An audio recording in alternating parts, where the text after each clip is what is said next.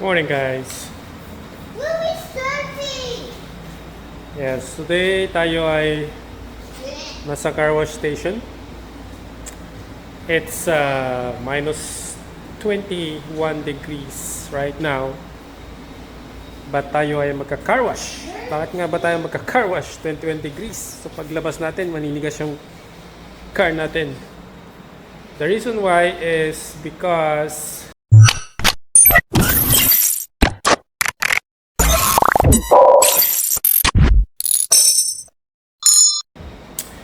look at that. Aside from madumi, si Bluey, kasi galing tayo ng city nung nakaraan. Sa city, kapag nag-i-snow at makapal ng snow, after ng makapal na snow, nagsusult sila ng daan. So yung dinadaanan natin, maraming asin. So kung makikita nyo, ayan,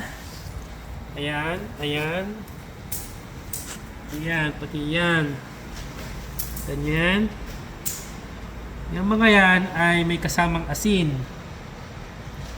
At kapag hindi natin nahugasan yan,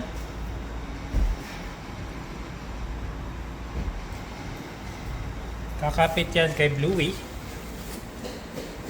And maybe sooner or later, magkakaroon ng effect yan kay Bluey dyan sa mga lining na yan. And marami ako nakikitang sakyan dito sa Canada na nagsisimula yung kalawang nila dyan.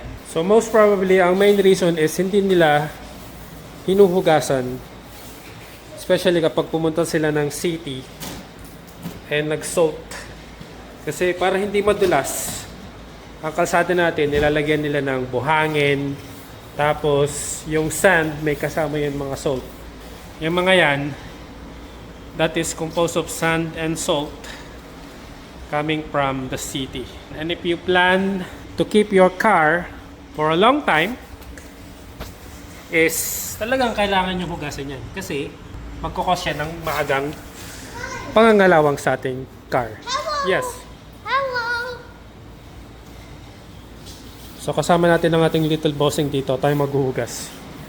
So okay lang, for me okay lang sa akin na paglabas ko dito, may mga dots ng mga water droplets na titigas dyan.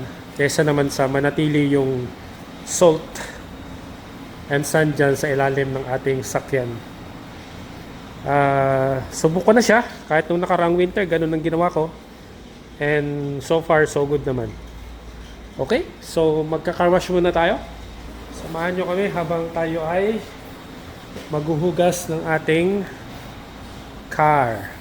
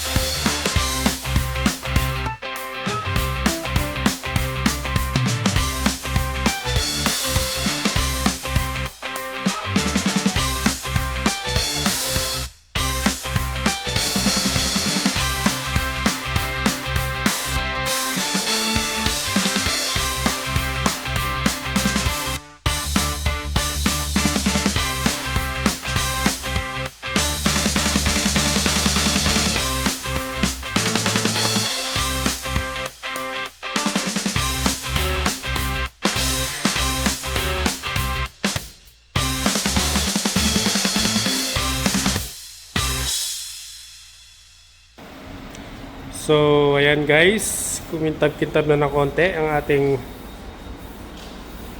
Bluey. So, titingnan nyo.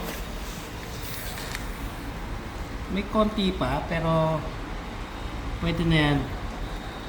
At least hindi na masyadong kapal. Hindi ko kasi masyado makita yung ilalim eh.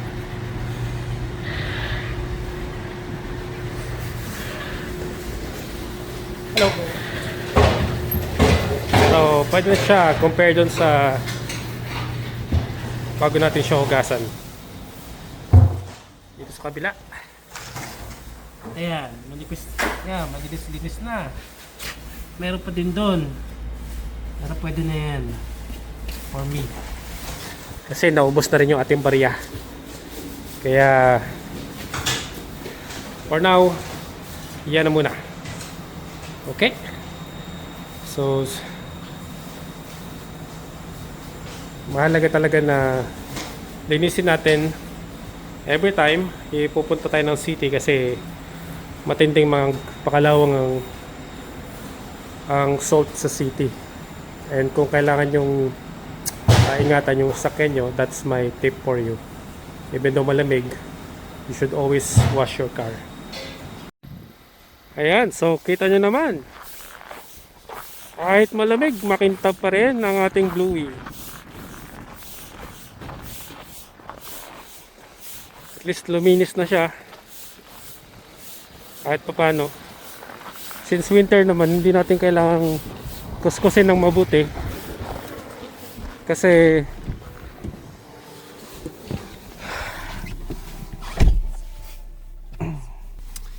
hindi rin masyadong worth it kung hugasan nyo ng mabuti, like may kasamang sabon.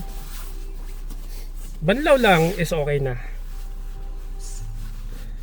As long as matanggal yung mga nakadikit na asin at buhangin, ayos na yun. Kasi winter.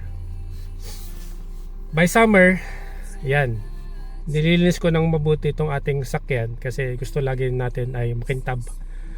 Ayoko nang mukhang basura yung ating sakyan. So since winter is tiis muna tayo na medyo madumi ang ating sakyan kasi ganun talaga. Laging basa, laging may hakot na snow sa loob at saka mga buhangin. Pero pagdating ng summer, laging malinis yan. So guys, see you in the next video. That's my tip for this video.